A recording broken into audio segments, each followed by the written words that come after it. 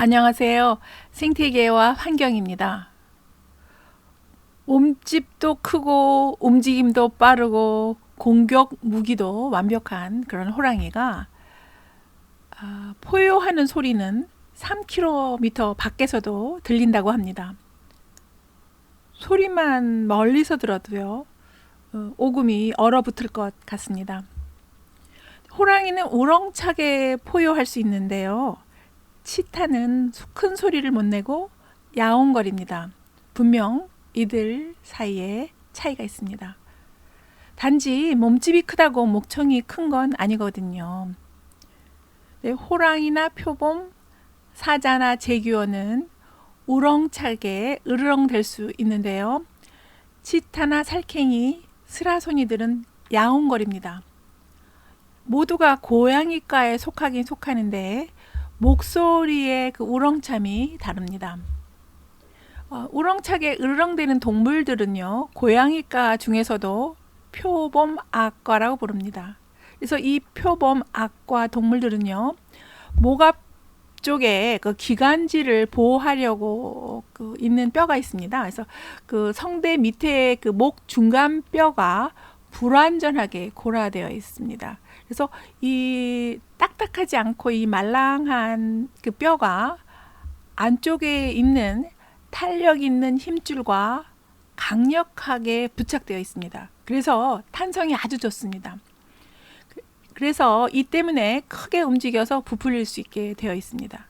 근데 그 성대 밑에 있는 목 중간 뼈가 이제 말랑한 뼈가 이제 움직이고 소리가 부풀려지면서 이제 으르렁대는 소리가 크게 나게 됩니다. 그래서 이렇게 우렁찬 소리를 내는 동물들은 표범악과에 속하는 동물들입니다. 근데 그 표범악과 중에서도요, 호랑이는 후두가 가장 깁니다. 그 후두가 길다는 건 또 남다르다는 걸 의미합니다. 호랑이는 그 누구보다도 가장 우렁차게 포효할 수 있다는 거죠. 그런데요, 소리를 크게 못 내고 야옹거리는 고양이과 동물들이 있습니다. 성대 밑에 그 목 중간에 있는 뼈가 딱딱하게 골아되어 있으면요, 크게 부풀릴 수가 없습니다. 그래서 으렁대기는 하지만 우렁차지 못하고 야옹거릴 수밖에 없는 겁니다. 그래서 야옹거리는 그런 고양이과 동물들은 고양이 악과로 구분합니다. 그래서 고양이과 동물들은 표범 악과와 고양이 악과로 나누게 됩니다.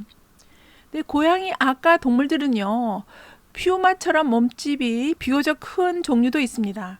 하지만 이제 붉은 점 살쾡이처럼 몸무게가 1kg 정도밖에 안 되는 그러한 작은 몸집의 그 집고양이 같은 그러한 종류도 있습니다.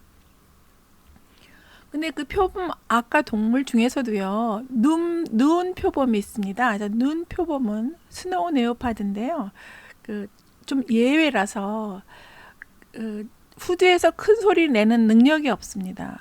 그러니까 골아되어 있는 거죠, 치타처럼. 그래서 예외적으로 표범 악과에는 속하지만 눈 표범은 큰 우렁찬 소리를 내지 못하고 유전적으로는요, 호랑이가 눈 표범하고 가장 유사한 종류입니다. 시베리아 호랑이는 멸종 위기 종에 속해 있습니다. 서식 범위가 19세기 말까지 굉장히 넓었었는데요. 그 19세기 말에 비해서 지금 현재는 이제 굉장히 줄어 있었고 숫자도 급격히 감소했습니다. 중국에서는요, 지린성하고 흑룡강성에 걸쳐서 호랑이와 표범을 보호하는 국가공원을 지정했고요. 그래서 그 후에 호랑이 개체수는 조금씩 증가하고 있는 것으로 관측되고 있습니다. 또 시베리아에서도요, 그 숲의 중심지를 그 호랑이 보호구역으로 정하고 중점적으로 번식하도록 하는 관리구역을 만들었습니다.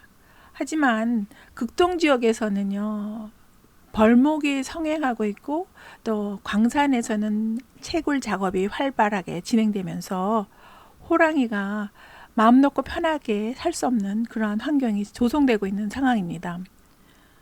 그 호랑이는 넓고 깊은 숲을 돌아다니면서 다양한 생존 전략을 보여야 하는데요. 서식지가 쪼개지면서 짝짓기가 힘들어지고 또 근친 교배의 확률도 커져 있습니다.